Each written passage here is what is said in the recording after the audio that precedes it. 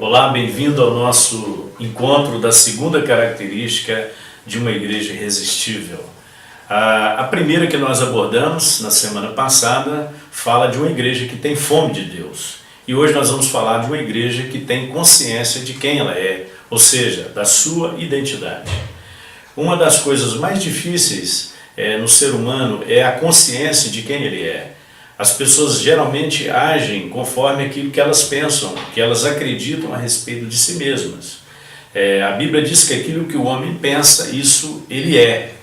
A palavra de Deus diz no final do Sermão do Monte como nós somos, qual é a nossa identidade. E Jesus pega dois elementos fundamentais, que é a luz e o sal, para identificar os seus discípulos. Ele diz: vós sois o sal da terra e a luz do mundo. Então ele fala de figuras importantes, ele faz uma analogia de algo que é insubstituível.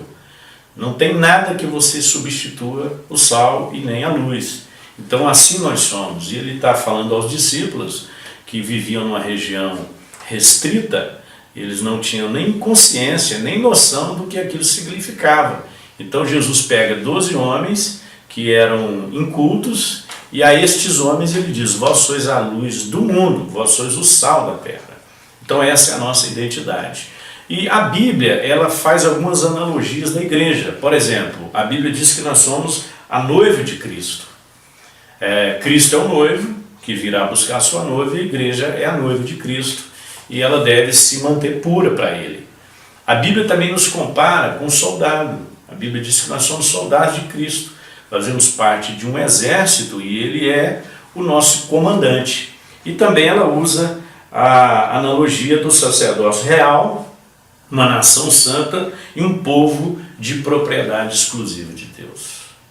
Dá-nos uma tranquilidade, vivemos nesse mundo que se deteriora, que se corrompe, que se estraga todo dia, com essa visão de que nós somos esse povo de propriedade exclusiva de Deus. Nós não pertencemos mais a nós mesmos.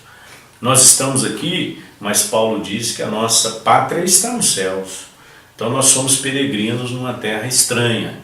Então quando nós nascemos e somos gerados dos nossos pais, nós recebemos a nossa identidade terrena. Mas quando nós nascemos em Cristo, nós recebemos uma identidade celestial. Então uma igreja irresistível, ela tem plena consciência de quem ela é. Agora existem alguns sinais, algumas coisas que acontecem quando a igreja esquece de qual é a sua identidade. Então nós vamos abordar essas coisas para que nós possamos crescer e viver intensamente aquilo que é o projeto de Deus para a sua igreja. A primeira coisa é que ela se ocupará em realizar coisas erradas. Se nós não tomarmos cuidado, nós gastamos o nosso tempo com aquilo que não é importante, com aquilo que não é fundamental. Hoje nós nos perdemos entre aquilo que é necessário e aquilo que é urgente. Então a igreja não está aqui para fazer determinadas coisas como fim em si mesmo. O propósito maior da igreja é alcançar pessoas para Cristo, é viver como sal da terra e como luz do mundo. E se nós não tivermos a consciência de identidade, nós vamos nos envolver com coisas erradas. Então a igreja fica preocupada com o prédio, com estrutura, com sistema, e muitas vezes ela não foca aquilo que é a coisa mais importante. O segundo sinal é que ela passa a ser um fim em si mesma e não um meio para se chegar a um fim. O propósito maior da igreja, o propósito maior dos ministérios não é virar um fim em si mesmo. Os ministérios, eles devem acontecer, eles devem desenvolver no sentido de que o propósito da igreja se cumpra. A pior coisa que pode acontecer com uma instituição é ela se tornar um fim em si mesma. E ela não olhar que aquilo que ela está fazendo é o meio para se chegar a um fim.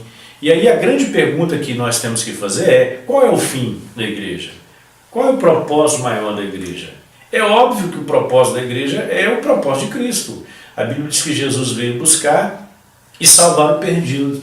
Jesus diz: eu não vim para ser servido, mas para servir. Então o propósito da igreja nunca pode ser menor do que o propósito de Jesus. E o terceiro erro é a subcultura cristã que se instaura ao invés de uma contracultura. Então a igreja não está aqui para se adequar àquilo que acontece na sociedade. Pelo contrário, a igreja está aqui para levar a sociedade a viver aquilo que Deus tem estabelecido. Então a grande pergunta é: quem tem influenciado quem? A igreja é influenciada pela cultura ou a igreja influencia a cultura? Nós vivemos dias difíceis, desafios, onde se pratica determinadas coisas na nossa cultura e os nossos filhos, nós como pais acreditamos que os nossos filhos eles têm que ter acesso às mesmas coisas que as outras crianças têm. Quem disse isso?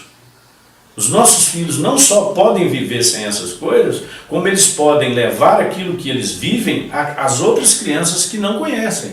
Então o propósito da igreja é uma contracultura. É por isso que somos protestantes. Não estamos aqui para ser contra as coisas, nós estamos aqui para sermos contra aquilo que é errado. E nós podemos implantar uma cultura e uma mentalidade cristã, mas sem a consciência da nossa identidade isso não será possível. Então aproveite o momento que nós estamos vivendo no mundo, aproveite os desafios que nós temos e discuta sobre o que é ter a nossa consciência de identidade no pequeno grupo.